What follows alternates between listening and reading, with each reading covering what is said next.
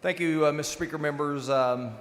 Senate Bill 13 by Senator Paxton addresses the issue of sexually explicit content in school libraries by providing increased structure and transparency to the processes and standards for school library book acquisition and review policies to ensure that school library collections are appropriate for their campuses based upon developmental suitability for those grade levels and on community values. Senate Bill 13 accomplishes these goals using a multifaceted approach.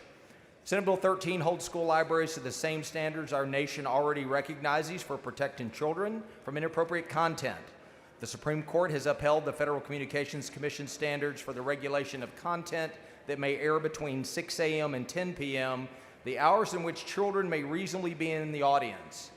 If this content cannot be on TV or radio when there is reasonable risk of children being in the audience, then this content should not be in school libraries, somewhere that children are always the audience.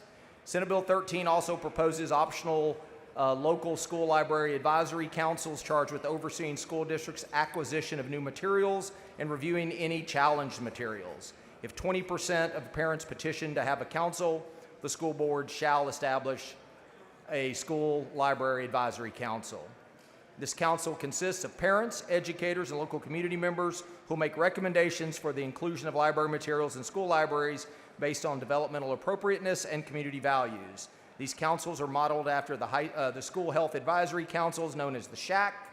SHACs provide local oversight in selecting a school district's health curriculum to ensure that these materials not only meet state standards but also reflect local values.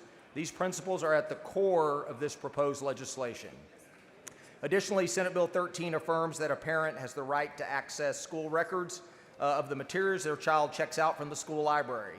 While some school districts already provide parents easy mechanisms for checking student library records, which promotes transparency and parental engagement, all school districts should provide such access. All parents should be afforded such transparency as they are the ultimate decider in all aspects of their child's education, including in the school library.